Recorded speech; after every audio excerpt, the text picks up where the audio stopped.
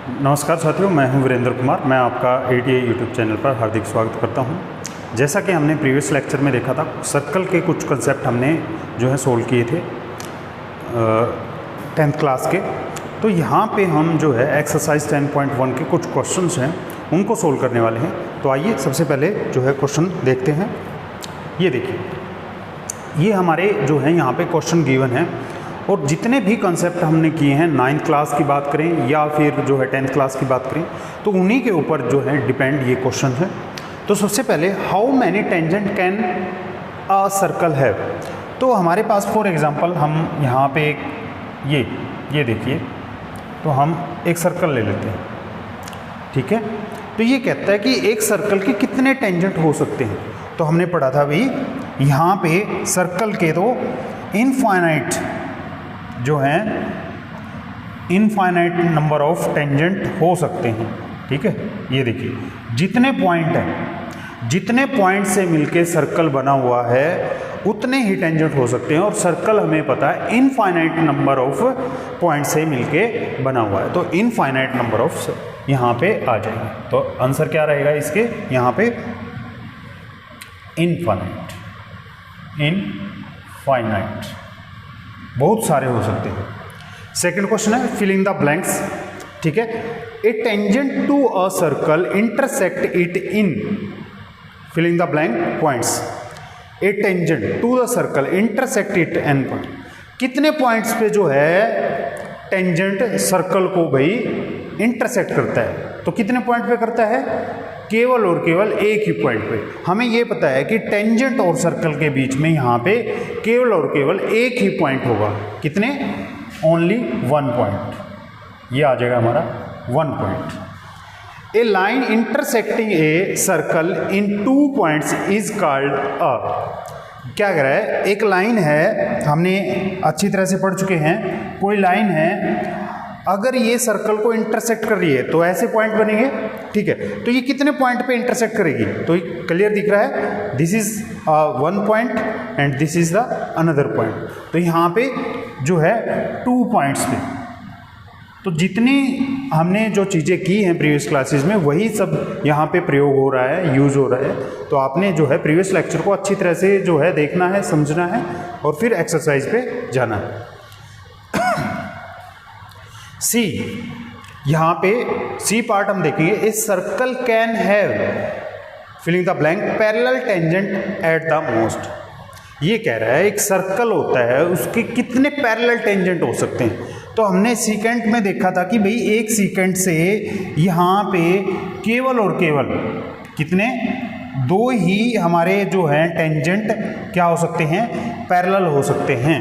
तो यहाँ पे सॉरी, तो यहाँ पे क्या आ जाएगा भाई, 2 ही पैरेलल टेंजेंट जो हैं किसके, सर्कल पे हो सकते हैं। 2 पैरेलल टेंजेंट हो सकते हैं, ठीक है। नेक्स्ट जो करते हैं हम, D part, the common point of a tangent. क्या कह रहा है, common point of a tangent to a circle and the circle. ये कह रहा है कॉमन पॉइंट बताइए जो एक हमारा टेंजेंट और सर्कल के बीच में होता है, कॉमन पॉइंट, उसको हम क्या कहते हैं भाई, पॉइंट ऑफ कांटेक्ट। क्या कहते हैं, पॉइंट ऑफ कांटेक्ट। क्या कहते हैं, पॉइंट ऑफ कांटेक्ट कहते हैं। जो हमारा सर्कल, फॉर एग्जांपल ये सर्कल है और यहाँ पे ये this is the common point. तो यहाँ पे जो कॉमन पॉइंट होगा उसको हम पॉइंट ऑफ कांटेक्ट कहते हैं। ये हमने अच्छी तरह से समझ लिया था। तो यहाँ पे जो पॉइंट ऑफ कांटेक्ट है, for example this is the centre, तो ये जो है रेडियस के साथ जो टेंजेंट होगा, यहाँ पे हमने पढ़ लिया अच्छी तरह से, क्या करता है भाई, 90 डिग्री का एंगल बनाता है। और इसको हम कई बार, फॉर एग्जांपल ये जो यहाँ पे है P पॉइंट पे जो है पॉइंट ऑफ कांटेक्ट है और this is the O is the centre of circle. तो OP को कई बार हम, जो कि टेंजेंट पे 90 डिग्री एंगल बनाती है, इसको कई बार हम क्या कह देते हैं, नॉर्मल भी कह देते हैं। क्या कह देते हैं भाई, नॉर्मल भी कह देते हैं, ठीक है। तो ये चीज़ें हमने अच्छी तरह से यहाँ पे कर ली हैं। उसके बाद में एक क्वेश्चन नंबर 3 है, इसको भी हम सोल्व करते हैं। तो सबसे पहले जो है इसको यहाँ से हम रब कर लेते हैं। ठीक है, तो यहाँ पे हम इसको जो है रब कर देते हैं। थर्ड क्वेश्चन क्या कह रहा है, स्टेटमेंट सबसे पहले आपको क्लियर होनी चाहिए क्या कह रहा है।